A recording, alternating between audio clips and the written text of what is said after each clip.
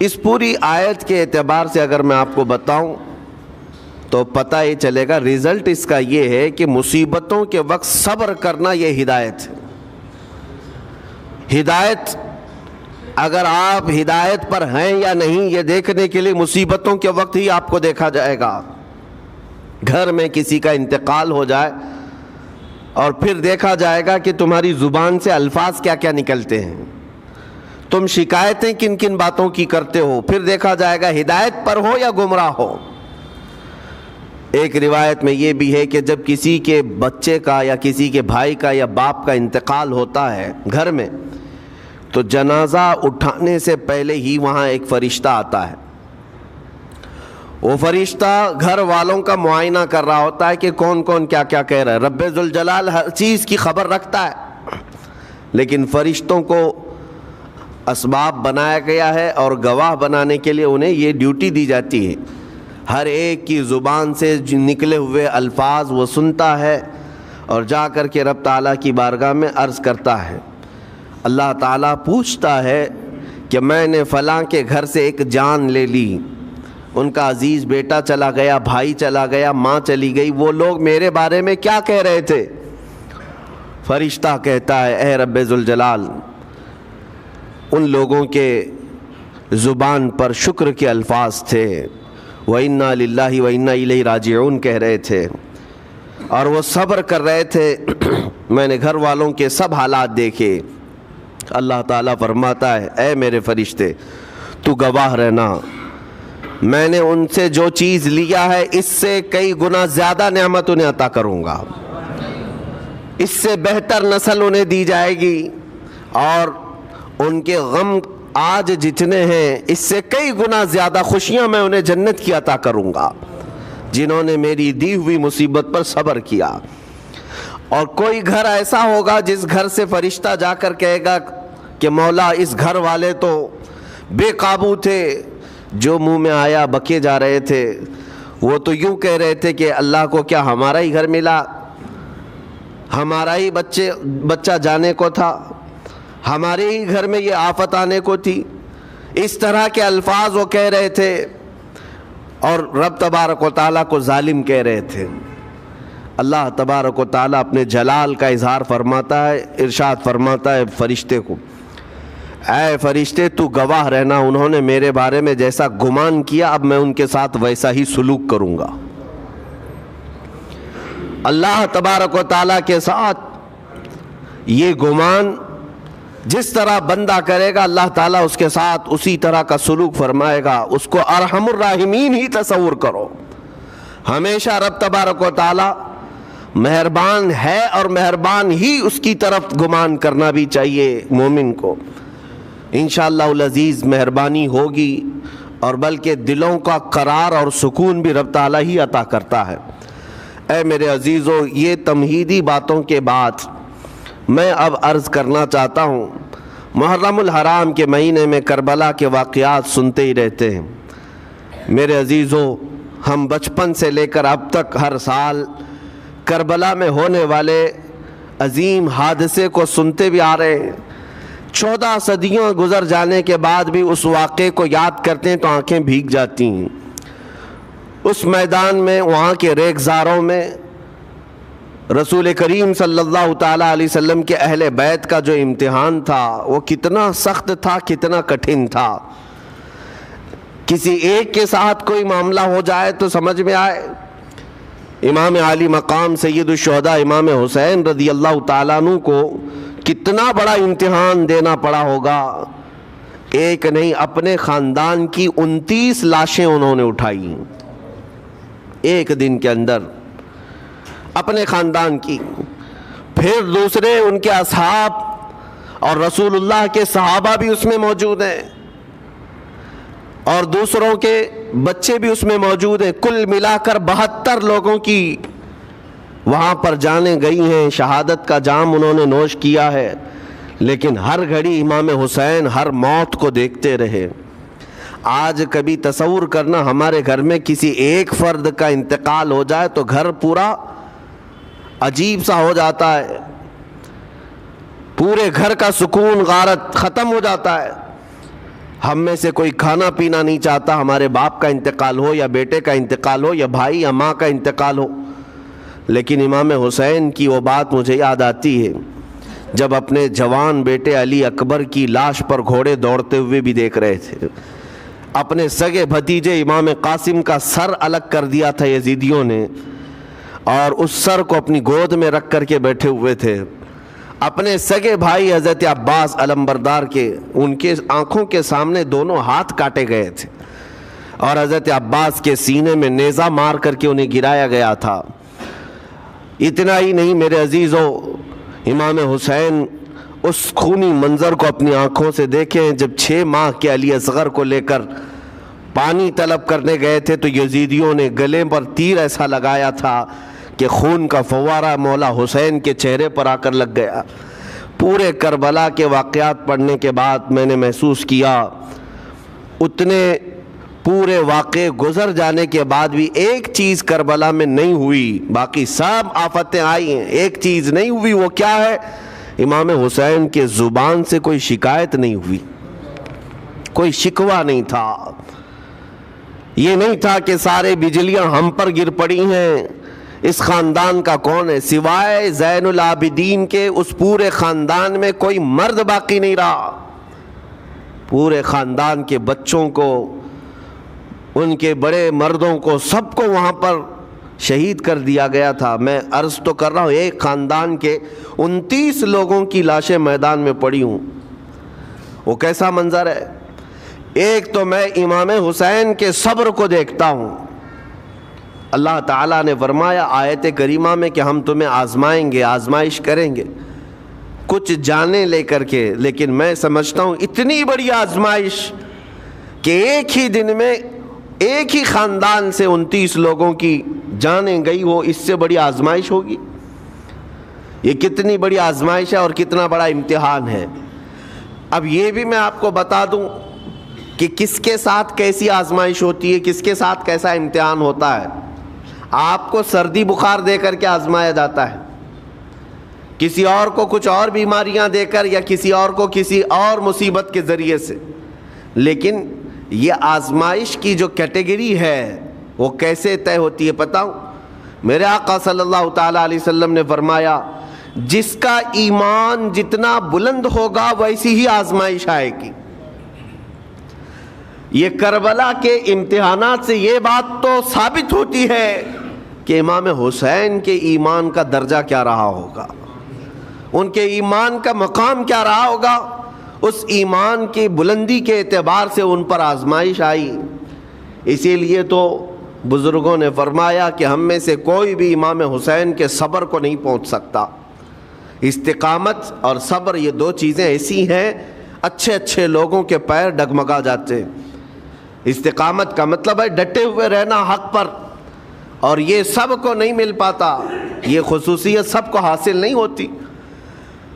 ایک امام حسین کی وہاں پر ہم نے استقامت دیکھی اور ان کا صبر دیکھا، دوسرے سب سے بڑا صبر جو ہم نے دیکھا ہے وہ سیدہ زینب رضی اللہ تعالیٰ عنہا کا۔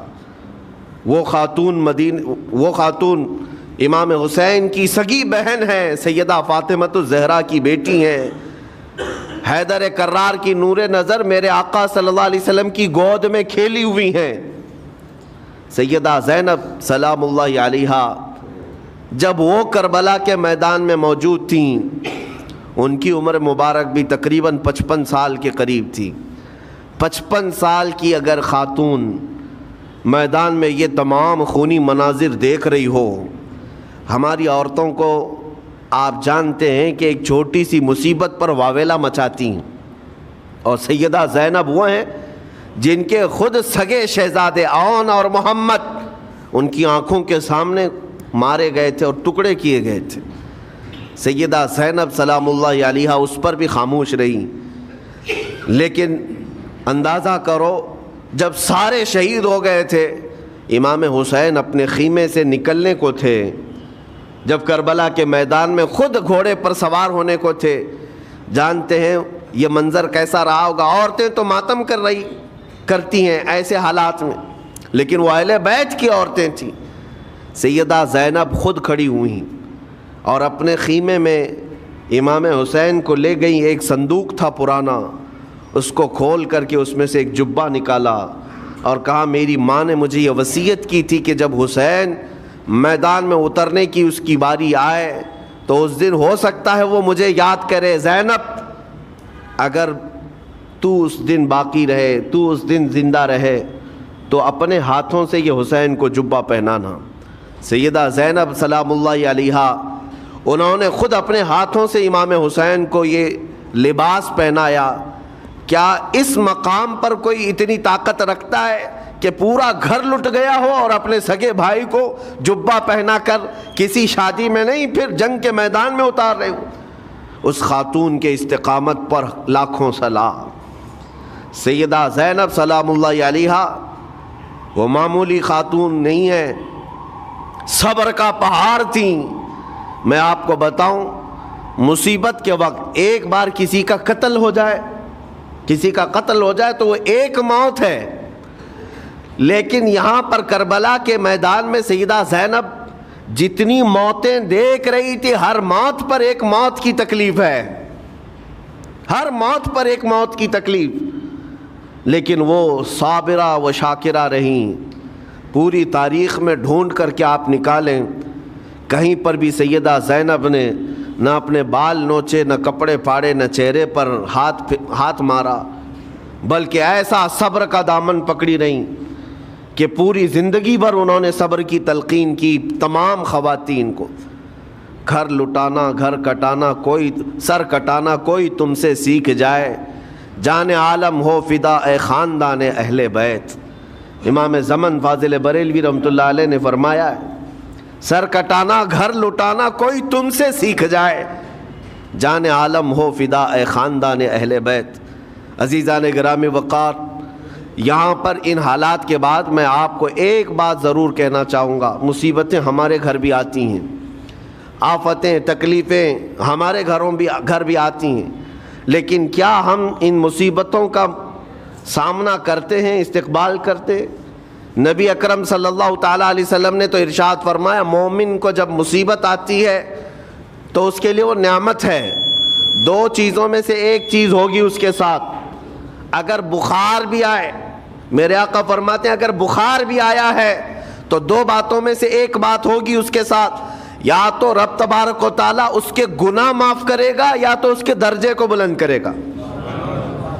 مصیبت اگر آئے تو ایک بات یاد رکھنا, رب تبارک و تعالیٰ اپنے محبوب بندوں کو, پسندیدہ بندوں کو آزمائش میں ڈالتا ہے. ورنہ جو لوگ یہ سمجھتے ہیں کبھی طبیعت خراب ہی نہیں ہونا چاہیے تو فرعون بن جاتے ہیں ایسے لوگ. فرعون کو 90 سال تک نہ کبھی سردی آئی نہ بخار, کبھی کوئی بیماری نہیں, اور جب بندہ کبھی بیمار نہیں ہوتا تو اپنے آپ کو خدا تصور کرنے لگ جاتا ہے, میں تو دنیا کا سب سے مضبوط آدمی ہوں, مجھے کچھ نہیں ہوتا. لیکن مصیبتیں دے کر کے رب تبارک و تعالیٰ تمہیں تمہاری حقیقت بھی بتاتا ہے, اور انسان کو انسان کی لمٹ میں رہنا سکھایا جاتا ہے. تمہاری حیثیت صرف اتنی ہے کہ اگر نس رک گئی, دل کی دھڑکنیں ایک آن کے لیے اگر رک گئی تو سب ختم ہے. اس لیے تمہیں رب تبارک و تعالیٰ کے حضور جانا ہی ہے تو صبر بھی سیکھو اور شکر بھی سیکھو. آج مصیبتیں اور آفتیں آتی ہیں تو واویلا کرنے والوں کے لیے میرا میسج ہے, اللہ تبارک و تعالیٰ تمہاری ہر بات کو دیکھ رہا ہے. تمہارے چیخنے سے, چلانے سے, تمہاری شکایت کرنے سے گئے ہوئے آدمی کی جان واپس تو نہیں آنی ہے. تمہارا عزیز ترین بھائی مر گیا, تم جس سے سب سے زیادہ پیار کرتے تھے وہ بیٹا انتقال کر گیا. مجھے بتاؤ, تم 10 لوگوں میں چیخو گے, چلاؤ گے, رب تعالیٰ کے حضور بری بری باتیں بھی کرو گے, تو کیا وہ گئی ہوئی جان واپس آ سکتی ہے؟ میرے عزیزو, یہ وہ حکومت نہیں ہے کہ تمہارا احتجاج کرنے پر قانون واپس لے لیا جائے. تمہارے سب مل کر کے پروٹیسٹ کرنے سے حکومتیں اپنے فیصلے واپس لے سکتی ہیں, لیکن وہ رب ذوالجلال شہنشاہ اعظم کا قانون ہے. وہاں نبیوں کی بھی جو روح لی گئی, وہاں پر اللہ تبارک و تعالیٰ نے اپنے محبوب نبیوں کی بھی روح کو قبض کرنے کا حکم دیا، تو کیا سب کے غم منانے سے وہ روحیں واپس کرنے کا فیصلہ کیا گیا ہے؟ نہیں میرے عزیزو، اس عالم میں، اس کائنات میں پھر کوئی ہمارے رونے چیخنے چلانے سے واپس نہیں آتا۔ ہاں غم کرنا اپنی جگہ پر ہے، لیکن غم کا شرعی طریقہ کیا ہے؟ میرے آقا صلی اللہ تعالیٰ علیہ وسلم نے بھی غم فرمایا۔ آپ کے عزیز بیٹے سیدنا ابراہیم جب انتقال کر گئے، میرے آقا کی آنکھوں میں آنسو تھے۔ حضور پاک صلی اللہ تعالیٰ علیہ وسلم کی آنکھوں کے سامنے سیدہ خدیجۃ الکبریٰ کا انتقال ہوا، حضور غمگین تھے۔ لیکن غم کا مطلب کبھی یہ نہیں ہوتا کہ اللہ کی بارگاہ میں شکایت کریں، تو نے میرے ساتھ ایسا کیوں کیا؟ یعنی تم حکم دو گے، رب تبارک و تعالیٰ کو تم مشورہ دو گے کہ کس کے ساتھ کیا کرنا ہے۔ اس لیے ان مواقع پر ہم سب کی آزمائش ہے، ہمارا امتحان ہے۔ ایسے معاملات جب بھی آتے ہیں، دیکھیں میں آپ کو ایک اور باریک بات بتا دیتا ہوں۔ یہ ہم آج تقریر کر رہے ہیں، ہو سکتا ہے آپ بھی سن رہے ہیں اور اچھی طرح سمجھ رہے ہیں، لیکن خود کے گھر پر جب آ جائے تو تقریر بھی یاد نہیں رہتی، نصیحت بھی یاد نہیں رہتی، غم کا غلبہ زیادہ ہو جاتا ہے۔ ایسے اوقات میں حکم کیا ہے مومنین کو؟ میرے گھر پر، میں جانتا ہوں شکایت نہیں کرنا چاہیے، میں جانتا ہوں غموں کے وقت صبر کرنا چاہیے، پھر بھی اگر میرے گھر میں آ گئی مصیبت تو مومنین کے لیے حکم یہ ہے کہ تم نے اب تک جو سنا تھا حدیثیں وغیرہ اس کو یاد دلاؤ، یعنی مجھے یاد دلاؤ۔ یہ مت سوچو کہ مولانا صاحب ہیں، مفتی صاحب ہیں، امام صاحب ہیں، ان کو تو سب معلوم ہوگا۔ غم کا غلبہ جب آ جاتا ہے تو اچھے اچھوں کو یاد نہیں رہتا۔ مومنین کو کہا گیا ہے کہ وہ یاد دہانی کریں، جائیں غموں کے وقت ان کی حالت دریافت کریں اور انہیں صبر کی تلقین کریں۔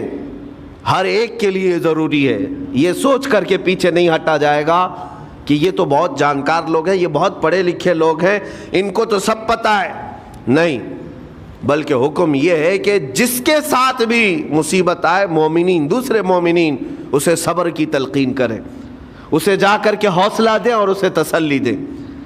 اب میں آتا ہوں ان باتوں کی طرف جو لوگ مصیبتوں کو برا سمجھتے ہیں۔ ایک صحابی تھے، ان کی شادی ہو گئی، ایک صحابیہ سے نکاح ہوا تھا مدینے میں، سال بھر خوشحالی سے گزرتے رہے، بہت اچھے دن گزرے۔ سال ختم ہونے کو تھا کہ خاتون جو ہے لڑائی کرنا شروع کر دیتی، کہتی مجھے تمہارے ساتھ رہنا نہیں، مجھے طلاق چاہیے، ڈائریکٹ طلاق۔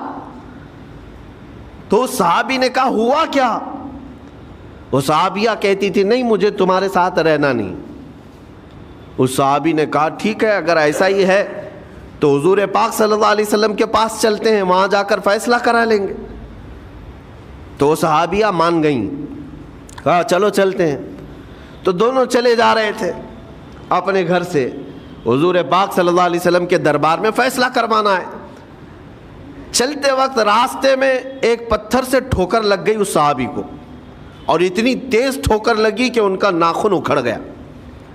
اب وہ ان کی خاتون جو بیوی صحابیاں ہیں، وہ فوراً اپنے دوپٹے کا کپڑا پھاڑ کر کے انگلی کو باندھتی ہیں اور خون روکتی ہیں، اور اس کے بعد کہتی ہیں چلو واپس گھر چلتے ہیں۔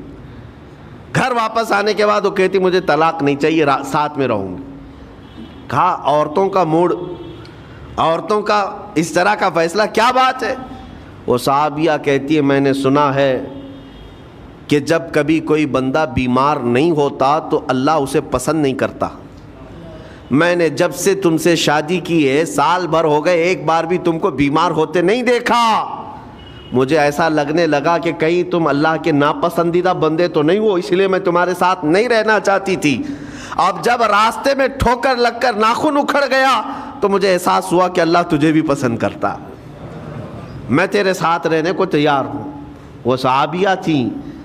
میرے عزیزو، اس کا مطلب یہ نہیں کہ ہم آپس میں ایک دوسرے کے بیمار ہونے کی انتظار میں رہیں۔ شوہر یہ سوچے کہ میری بیوی بیمار کیوں نہیں ہوتی، اور بیوی یہ سوچتی رہے کہ میرا شوہر بیمار کب ہوگا۔ وہ توکل کا اعلیٰ درجہ ہے۔ انتظار اور تمنا مت کرو بیمار ہونے کا، بلکہ بیماری آ جائے تو اللہ کا شکر ادا کرو، آ جائے تو صبر کرو۔ عزیزان گرامی وقار، ہم آج امام حسین اور ان کے رفقائے گرامی رضوان اللہ علیہم اجمعین کو یاد کرتے ہیں تو صرف رونے کے لیے نہیں یا صرف غم منانے کے لیے نہیں، بلکہ داستان کربلا سنانے کا ایک عظیم مقصد یہ ہوتا ہے کہ نوجوانوں کے اندر بلکہ بوڑھے اور بچوں کے اندر بھی ایمانی جذبہ ایسا آ جائے کہ وہ ہر مصیبت پر ڈٹ کر کھڑے ہو سکیں، ہر یزیدی کا مقابلہ کر سکیں۔ ایک تو اس کا میسج یہ ہے، اور دوسرا میسج یہ ہے کہ چاہے جیسی بھی مصیبتیں آئیں ایمان کے ساتھ رہنا ہے، صبر اور شکر کو ہرگز نہیں چھوڑنا ہے۔ مصیبتیں ہمارے پاس اب اتنی بڑی تو نہیں آتی کہ ایک خاندان کے ہی اتنے لوگوں کو کاٹ دیا جائے، ایسی مصیبتیں تو نہیں آئی۔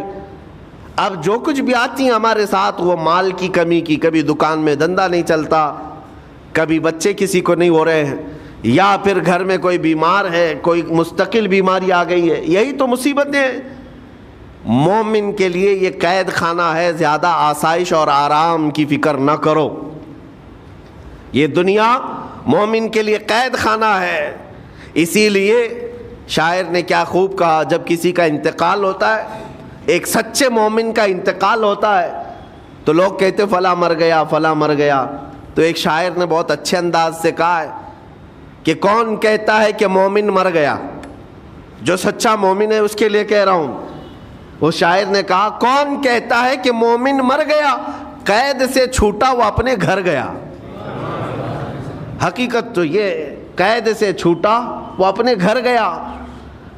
یہاں دنیا میں زیادہ آسائش، زیادہ آرام کی طلب انسان کو مغرور بنا دیتی ہے، تکبر والا بنا دیتی ہے، گھمنڈی بنا دیتی ہے، اور اللہ تبارک و تعالیٰ کی بارگاہ میں ہمیشہ سر بسجود رہنے والا وہ بندہ ہے جو مصیبتوں میں گھرا رہتا ہے۔ کچھ نہ کچھ مصیبتیں ایسی ہیں جو تمہیں مسجد تک لاتی ہیں، قرآن تک لاتی ہیں، تسبیح تک لاتی ہیں، اور کوئی مصیبت نہ ہو، کوئی تکلیف نہ ہو تو پھر جلدی بندہ اللہ کو بھی یاد نہیں کرتا۔ اسی لیے رب تبارک و تعالیٰ کی بارگاہ میں کچھ فرشتے ایسے ہیں، جب تم رو رو کر کے دعائیں کرتے ہو پھر یہ کہتے ہو میری دعائیں نہیں قبول ہوتی، مولانا آپ کیجئے، میں تو کب سے کی دعا مانگ رہا ہوں، میری تو دعا ہوتی ہی نہیں، اور آپ کہتے ہیں اللہ تعالیٰ بہت جلدی دعا قبول کرتا ہے۔ یہ نا امیدی تمہاری اللہ تعالیٰ کی ذات سے ہرگز جائز نہیں۔ لیکن میں وجہ بھی بتا دیتا ہوں، کچھ فرشتے ایسے ہیں جو تمہاری دعائیں سن سن کر کے اللہ سے کہتے مولا یہ بندہ کتنا مانگ رہا ہے، تو قبول کیوں نہیں کرتا؟ رب تبارک و تعالیٰ یہ جو مانگ رہا ہے اسے دے کیوں نہیں دیتا؟ رب تعالیٰ فرماتا ہے فرشتوں میں بھی سن رہا ہوں اس کے مانگنے کو، اس کی دعاؤں کو، اگر میں ابھی اس کو دے دوں تو وہ مانگنا بند کر دے گا، اور اس کا مانگنا مجھے اچھا لگتا ہے، جب تک وہ مانگتا رہے گا میں اسے پسند کرتا رہوں گا۔ ایک وجہ یہ بھی ہوتی ہے تم مایوس ہو کر کے چھوڑ دیتے ہو کہ اب کیا دعا کرنا، اتنے دنوں سے کر ہی رہا تھا، کچھ نہیں ہوتا۔ اگر تمہاری دعاؤں کا اثر جلدی نظر نہیں آتا تو رحمان تمہاری دعائیں سن رہا ہے اور وہ تمہاری دعائیں پسند بھی کر رہا ہے۔ میرے عزیزو، یہ تمام حالات میں آپ اللہ تبارک و تعالیٰ کی بارگاہ میں کثرت سے دعا ہی کریں اور مانگا ہی کریں جب مصیبتیں آئیں۔ آج کے حالات بھی ہماری آزمائش کے حالات ہیں۔ آج کا جو دور ہے وہ بھی ایک یزیدی دور ہے۔ یہاں پر جگہ جگہ جو مسلمانوں کے ساتھ حالات ہیں یہ ہمارے لیے آزمائش کا دور ہے، بہت بڑا امتحان چل رہا ہے۔ ان حالات میں مسلمانوں کو چاہیے وہ اپنے ایمان کے ساتھ ڈٹے رہیں، استقامت۔ مولا حسین کے سبق کو پڑھیں، اس وقت تو ان کی گردنوں پر تلواریں تھیں، ان کے بچوں کے سینے چھدے ہوئے تھے تیروں سے، لیکن وہ ڈٹے ہوئے تھے میرے مصطفیٰ کی شریعت پر۔ آج ابھی تمہارے سینوں پر بندوق کی گولیاں نہیں لگائی گئیں، ابھی تمہارے اوپر اتنی بڑی مصیبتیں نہیں آئیں، لیکن میں پھر بھی دیکھتا ہوں نوجوانوں کو کہ کوئی مصیبت نہ آنے کے باوجود بھی تم اسلام کے ساتھ کھلواڑ کر رہے ہو۔ میرے آقا کی سنتوں کو پیٹ پیچھے پھینک کر کے تم تو بازاروں کی زینت بننا پسند کرتے ہو۔ اکثر لوگوں کو ہم نے دیکھا آج مجرے کرنے والوں کی کثرت یہ ہمارے نوجوان بچوں کی ہے. یہ اپنے جسموں کی نمائش کرنا اس کو فیشن سمجھتے. نہیں میرے عزیزو، امت مصطفیٰ اور وہ بھی امام حسن اور امام حسین کے غلام اس مردار دنیا پر کبھی بھی اپنی حکومت نہیں چاہتے. اس مردار دنیا کے وہ کبھی خواہش مند نہیں ہوتے. لیکن جن نوجوانوں کو آج ہم ان خواہشات کی پیروی کرتے ہوئے دیکھ رہے، افسوس ہوتا ہے، افسوس ہوتا ہے. آج کے حالات میں تم بھی سنبھل جاؤ، کیونکہ ایک بہت بڑی جنریشن تمہارے پیچھے ہے اور وہ تمہیں دیکھ کر کے نقل کرے گی. اگر آج تمہارا راستہ بگڑ گیا تو یہ جو چھوٹے بچے ہیں وہ بگڑے ہوئے راستے کو ہی اسلام سمجھنے لگ جائیں گے، وہ اسی بگڑے ہوئے راستے کو ہی صحیح راستہ سمجھ بیٹھیں گے. اسی لیے آج نوجوانوں کی کثرت میرے آقا صلی اللہ تعالیٰ علیہ وسلم کے عاشقوں کی ہونا چاہیے. اور ان سخت ترین حالات کا مقابلہ باڈی بلڈر نہیں کر سکتا. میں آپ کو بتا دوں، ان ظالم یزیدیوں کا مقابلہ کاجو بادام کھانے والا نہیں کر سکتا. ہاں، ان حالات کا مقابلہ کرنے کے لیے جسمانی طاقت کی ضرورت نہیں. ان بڑے سے بڑے سخت ترین حالات کا مقابلہ وہ نوجوان کر سکتا ہے جس کے سینے میں عشق مصطفیٰ ہو، مولا حسین کے نقش قدم پر چلنے کا عزم رکھتا ہو، پھر چاہے وہ لاغر ہی کیوں نہ ہو، نحیف و ناتما ہی کیوں نہ ہو، کمزور ہی کیوں نہ ہو. لیکن ہم نے دیکھا ہے تاریخ میں کمزور بھی ہے، اگر جسمانی اعتبار سے عشق رسول کی دولت سینے پر رکھتا ہے تو دنیا میں وہ کھلبلی مچا دیتا ہے اور کفار و مشرکین کے خیموں میں اس کی ہیبت طاری رہتی. ہم نے اور تاریخ پڑھی ہے. آخری بات عرض کرتا ہوں، امام اہل سنت فاضل بریلوی امام احمد رضا خان نور اللہ مرقدہ، اعلیٰ حضرت کو کون نہیں جانتا آج کے زمانے میں. ذرا ان کی سیرت اٹھا کر کے پڑھنا اور پھر یہ بھی دیکھنا کہ جسمانی طاقت ان کی کیسی تھی، جسمانی ساخت. کیا وہ چلتے تو لہیم شہیم تھے، اونچے چوڑے اور سینہ بھرا ہوا کہ لوگ صرف جسم کو دیکھ کر کے ڈر جائیں؟ نہیں، اعلیٰ حضرت فاضل بریلوی رضی اللہ تعالیٰ عنہ اس طرح جسمانی بہت اونچی چوڑی صلاحیت کے نہیں تھے، بلکہ بہت ہی ہلکا جسم رکھتے تھے. ہلکا جسم، دبلے پتلے تھے، لیکن جب اپنے حجرے میں بیٹھ کر کے قلم چلاتے تھے تو دنیا کے کونے کونوں میں ان کی گونج ہوتی تھی. اور بڑے بڑے قلعوں میں جو ہے زلزلہ آ جاتا تھا. اور سرکار غوث پاک رضی اللہ تعالیٰ عنہ کو کون نہیں جانتا. غوث پاک کا حال تو یہ تھا، جسمانی اعتبار سے آپ کی گردن کی ہڈیاں بھی دکھتی تھیں، اتنے دبلے تھے. اور کثرت عبادت کی وجہ سے، کثرت مجاہدات کی وجہ سے آپ کا جسم بہت ہی کمزور تھا. بلکہ ایک وقت کا واقعہ بھی ہے کہ آپ چلتے چلتے غش کھا کر گر گئے، چکر آ کر گر گئے. جسمانی اعتبار سے اکثر تو آپ پتے کھا کر کے رہے، کھانا بھی نہیں کھایا 40 سال تک. تو جسمانی اعتبار سے کمزور ہونا کوئی معنی نہیں رکھتا. لیکن دنیا یہ بھی جانتی ہے، گردن کی ہڈیاں ہی کیوں نہ دکھتی ہوں، ہاتھ و پیر کی ہڈیاں ہی کیوں نہ دکھتی ہوں غوث پاک کی، لیکن روحانی طاقت کا حال یہ ہے کہ کسی قبر کو ٹھوکر لگا دے تو مردہ زندہ ہو جائے. اس طاقت کو میں آج آپ کے سامنے کہنے کی بات کر رہا ہوں. عشق مصطفیٰ سینے میں ہو اور سچی عقیدت و محبت حسنین کریمین سے رکھتا ہو اور پھر اپنے طریقے بدل لے تو بڑے جسم اور ڈیل ڈول بنانے کی ضرورت بھی نہیں آئے گی. مولا کریم تمہارا رعب خود ہی دشمنوں کے دلوں پر ڈالتا ہے. اللہ تبارک و تعالی ہم سب کو آئی ہوئی مصیبتوں کا ڈٹ کر مقابلہ کرنے کی توفیق عطا فرمائے. ہم سب کو استقامت عطا فرمائے اور صبر عطا فرمائے اور شکر عطا فرمائے. اور قیامت کے دن مولا تعالی ہم سب کو امام حسین کے ساتھ حشر عطا فرمائے. میرے آقا صلی اللہ تعالی علیہ وسلم کے جھنڈے تلے ہم سب کو جمع فرمائے. ہمارے ان نوجوان بچوں کو جو راہ راست سے ہٹے، مولا حسین اعظم کے راستے پر ان کو چلنے کی توفیق عطا فرما. قیامت تک ہماری نسلوں کو مولا عاشقان مصطفیٰ میں پیدا فرما. ہماری اولاد کو بدعقیدہ گمراہ ہونے سے ہمیشہ محفوظ فرما.